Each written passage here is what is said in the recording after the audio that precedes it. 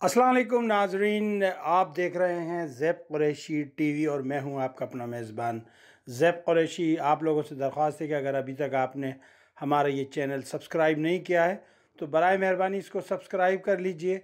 साथ ही साथ ये जो नीचे घंटी का बटन आ रहा है इसको भी दबा दीजिए। नाज़रीन, जैसा कि आपको पता है कि कल इलेक्शन हुआ और ख़ान साहब ने बहुत ही बड़ी कामयाबी हासिल की। मैं ख़ान साहब की कामयाबी पर आज बात नहीं करूँगा, वो तो सब जगह से मुबारकबाद आ रही है। आज मैं दो चीज़ को टच करना चाहूँगा। एक ये कि आज ख़ान साहब की प्रेस कॉन्फ्रेंस हुई उसको, और दूसरा ये कि हम 2 सीटें हारे क्यों। पहली बात पे आ जाते हैं कि आज की ख़ान साहब ने प्रेस कॉन्फ्रेंस में सहाफ़ियों को बुलाया, उनको बताया कि भाई क्या कुछ होने वाला है, कितने दिन में मैं कॉल देने वाला हूँ, वगैरह वगैरह।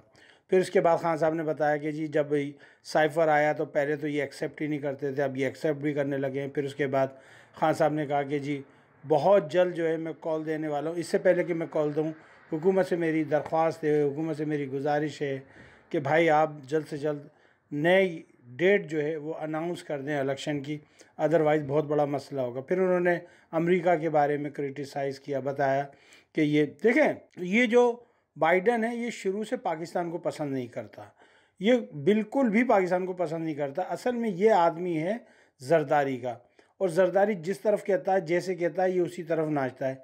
6-7 महीने जो है इसकी बेटी जो है बाहर रही जरदारी की, आपको पता ही कि वज़ीर ख़ारजा बाहर रही थी। तो अब वो जब आई हैं तो उन्होंने आके फिर हंगामे शुरू कर दिए। तो ये है, तो भाई ख़ान साहब ने बिल्कुल सही कहा कि जी आप जल्द से जल्द इलेक्शन करवा लें वरना मामला ख़राब हो जाएगा। अगर आपको यकीन ना हो तो आज तो ख़ान साहब ने भी अपनी उसमें प्रेस कॉन्फ्रेंस में कह दिया कि जी हमारी वज़ीर ख़ारजा बाहर थी। अगर किसी ने गौर से नहीं सुना तो मेरे इसी चैनल के ऊपर जो है ख़ान साहब की पूरी तकरीर पड़ी हुई है, आप देख लें। ख़ान साहब कह रहे हैं कि जी हमारी वज़ीर ख़ारजा बाहर थी। अब ये मुझे नहीं पता कि ख़ान साहब की ज़बान फिसल गई या क़स्दन ख़ान साहब ने कहा। नंबर 1। नंबर 2, हम सीटें क्यों हारे। चलें जी, पहले आ जाते हैं मुल्तान पे और फिर मैं रच के करूँगा कराची वाली पे धुलाई। मुल्तान की सीट हम इसलिए हारे जनाब, देखें कि ख़ान साहब हमें शुरू से एक बात सिखाई है। ख़ान साहब ने मौरूसी सियासत, मौरूसी सियासत, मौरूसी सियासत। अब आप देखें कि पहले शाह महमूद कुरैशी साहब वज़ीर ख़ारजा, उन्होंने इस्तीफ़ा दिया, ठीक है। फिर उनके बेटे ज़ैन वो भी आ गए, चलें उनकी बड़ी मेहनत थी।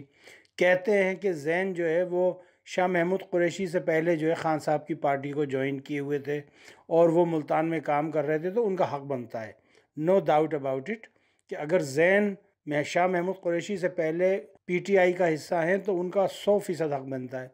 लेकिन उन्होंने मेहरबानों को कहाँ से ला के बिठा दिया। अब मेहरबानों की वजह से ये हुआ कि जो पीटीआई के जो अपने लोग थे, जो वहाँ के मुल्तान के लोग थे, जो वहाँ मेहनत कर रहे हैं, शब व रोज़ कर रहे हैं, उनमें जो है एक नफ़रत पैदा हो गई। मैं ये बात मफरूज़े पर नहीं कर रहा, बड़ी अंदर की आपको ख़बर दे रहा हूँ। और मेरे रिश्तेदार चूँकि मुल्तान में रहते हैं और उसी हलक़े में रहते हैं जहाँ पर ये इलेक्शन हुआ, मैं वहाँ से आपको ख़बर दे रहा हूँ। कल रात को ही मैंने अपने कज़िन ब्रदर को फ़ोन किया और मालूम किया, तो ये ख़बर मेरे पास आई है जो मैं आपको बता रहा हूँ। तो काफ़ी जो पीटीआई के वर्कर थे, डाई हार्ड वर्कर थे, वो नाला थे, वो खफा थे ख़ान साहब के इस फैसले पे, इस डिसीजन पे, और उन्होंने जो है पीटीआई को जो है वोट नहीं दिया। अगर इसकी जगह ख़ान साहब खुद खड़े होते तो इसने तो 80,000 वोट लिए, 79,000। यूसुफ रज़ा गिलानी के बेटे ने, मूसा गिलानी ने। ख़ान साहब वहाँ पे लाख सवा लाख वोट को टाप जाते, क्योंकि इतनी बड़ी तादाद में लोग ख़ान साहब से मोहब्बत करते हैं। लेकिन सिर्फ यही वजह हुई कि हमारा एक गलत डिसीजन, एक गलत फ़ैसला हमारा पीटीआई का, हमें एक सीट वो लूज़ करवा गया। लेकिन कोई बात नहीं, इंसान अपनी गलतियों से सीखता है और मुस्तक़बिल में इंशाअल्लाह ताला ये गलती कहीं पर भी नहीं होगी। मेरे ख़्याल में अगर ख़ान साहब तक मेरी ये बात पहुँचे तो ख़ान साहब, हम आपके बहुत डाई हार्ड सपोर्टर भी हैं, वर्कर भी हैं, जो भी आप कह लें, हम आपके वेल विशर हैं। लेकिन आइंदा ऐसी गलती ना हो कि आप एक ही घर में सारी सीटें दे दें। जिस तरीके से आपने परवेज़ खटक के साथ किया, तो फिर आपने देखा कि परवेज़ खटक के अपने रिश्तेदारों ने धोखा दिया और फिर उस इलेक्शन हुआ उस सीट पे सूबे सरहद में, और वो मुस्लिम लीग नून जीत गई थी। और फिर वो जो बाजी थी, जो कि ना बाजी क्या नानी है, वो गुड़िया क्या, वो बुढ़िया हैं जो आजकल लंदन में बैठी हुई हैं, जिनका नाम मरियम सफदर है, वो कह रही थी देखा हमने कैसे इमरान को शिकस्त दी, आग लगी घर के ही चिराग से, तो वो हमारे ही लोग थे जिन्होंने ये किया था। बहरहाल अब देखना ये है कि कराची की सीट क्यों हारे। मेरे कराची के दोस्त पीटीआई के जो मेरे साथ राब्ते में, स्पेशली मैं UC9 लांडी के लड़कों को ये बात बताता रहा, मैं तनबीह करता रहा, बताता रहा कि मेरे पास जो इत्तलात आ रही हैं वो ये है कि बहुत बड़े पैमाने पर धांधली की गई। मुझसे ज़राए पूछे, मैंने बताया मेरे सोर्सेज हैं। और मैं आज एक चीज़ और डिस्क्लोज़ करना चाहता हूँ कि पाकिस्तान इलेक्शन कमिश्नर सिंध, यानी सिंध का जो इलेक्शन कमिश्नर है, वहाँ पर काम करने वाले एक बहुत ही इंतहाई मुहब्बे वतन, खान साहब से प्यार करने वाले एक बहुत ही सीक्रेट ऑफिसर ने, मैं नाम शो नहीं करूँगा, लेकिन मुझे ये बावर करा दिया था, ये बता दिया था, आप अपने लोगों को आगाह कर दीजिए, बहुत बड़े पैमाने पर जो है धांधली का प्लान तरतीब दे दिया गया है। इसके अलावा कुछ मेरे सहाफ़ी दोस्त हैं जिन्होंने बताया कि उन्हें कराची पुलिस में से कुछ ज़िम्मेदार ऑफिसर्स ने बताया कि उनको फोर्स किया जा रहा है, उनको धमकाया जा रहा है कि किसी तरीके से जो है वो इस इलेक्शन को जितवाया जाए।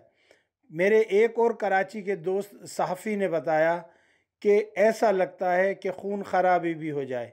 मेरे एक दोस्त लाड़काना का मेरा सहाफ़ी दोस्त, उसने मुझे ये बताया कि अंदरून सिंध से जो है वो डाकुओं को हायर किया गया है, मारने के लिए, लूटने के लिए, काटने के लिए, पीटने के लिए।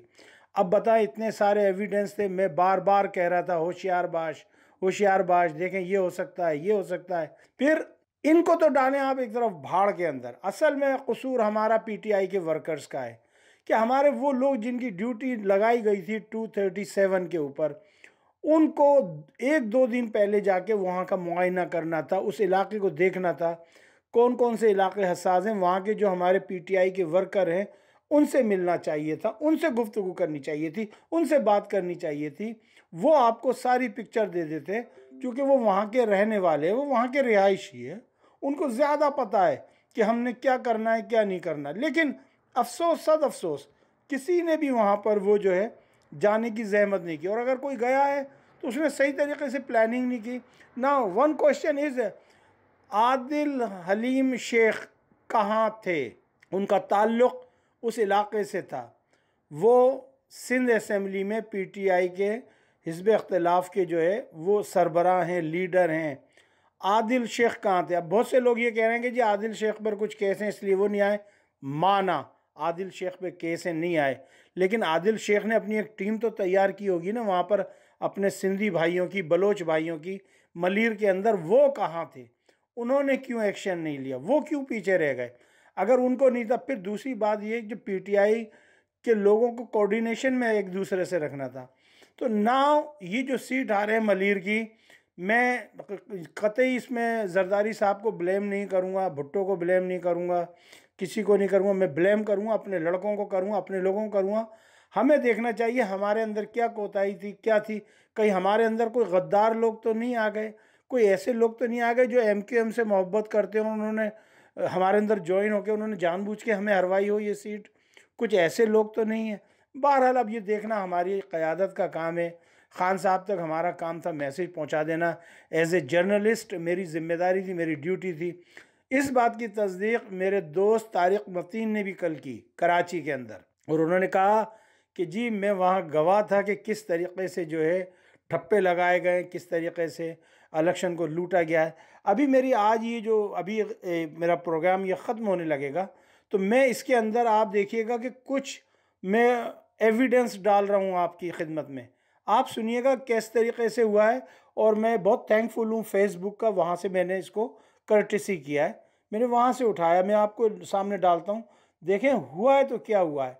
असल में 237 तो हमारी अपनी हिमाकत की वजह से गई है, हमारी कमज़ोरी की वजह से गई है। हमारे लड़के डरपोक थे, हमारे लड़के कायर थे, हमारे लड़के उतनी मेहनत से काम नहीं कर पाए 237 में जितना हमने 239 में हमने काम किया। बहरहाल इंसान अपनी ख़ताओं, अपनी गलतियों से सीखता है। देखें अब क्या होता है, अगले नेक्स्ट जनरल इलेक्शन में क्या होता है, या फिर ये कोई पिंडारा और ना खोल दें कि जी 8-10 इलेक्शन और लेके आ जाएंगे जी, अब इसमें आए तो खान साहब को ये अगले जून जुलाई अगस्त तक ले जाना चाह रहे हों कहीं इसी चक्कर में। तो देखते हैं। लेकिन मुल्तान की जो सीट है वो तो बहुत बड़ा गलत डिसीजन हुआ, बड़ा गलत हम लोगों ने जो है उसका डिसीजन लिया। हमें किसी के आगे नहीं झुकना चाहिए था।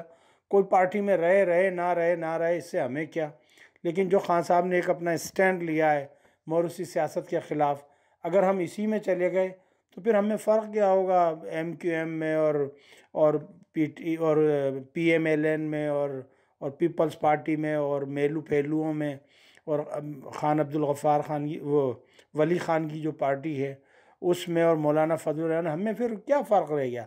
यहाँ पर PTI में जो लड़के काम कर रहे हैं वो इसी उम्मीद पे कर रहे हैं कि जी एक ऐसी पार्टी है जहाँ हमें इंसाफ मिलेगा, जहाँ हम अपनी सलाहियतों पर आगे आ सकेंगे, ऊपर आ सकेंगे। बहरहाल मेरी सारी दुआएं, सारी एफ़र्ट्स PTI के लिए, अल्लाह ताला PTI को बुलंद मकाम अता फ़रमाए और एक दफ़ा हम फिर ख़ान साहब को जो है पाकिस्तान का वज़ीर आज़म देख सकें। पाकिस्तान जिंदाबाद कहने से पहले मैं इतना कहूँगा कि मेरे जो कल लड़कों ने पूरे कराची से लेकर खैबर तक जिन्होंने भी किया उनके लिए मैं एक ज़ोरदार नारा लगाऊंगा, PTI के वर्कर्स जिंदाबाद। मुझे इजाज़त दीजिएगा, अपना अपना ख्याल रखिएगा। अस्सलामु अलैकुम वरहमतुल्लाहि वबरकातुहू। खान साहब जिंदाबाद, पाकिस्तान पाइंदाबाद।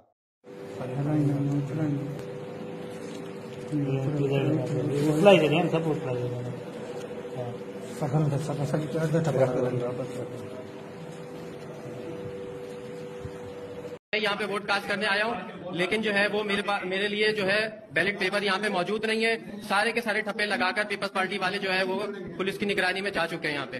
अब यहाँ पर वोट जितने लोग भी कास्ट करने आ रहे हैं उनके लिए बैलेट पेपर ही मौजूद नहीं है। तो लिहाजा आप ये देख सकते हैं, ये पहले सारी बुक जो है वो डाल के चले गए और सबके ऊपर ठप्पा भी लगा चुके हैं। किसी के लिए भी अब जितने भी वोटर जाफर तैयार के वोट कास्ट करने आएंगे उनके लिए यंग सिटीजन स्कूल के अंदर पहले रूम में बैलेट पेपर ही मौजूद नहीं है।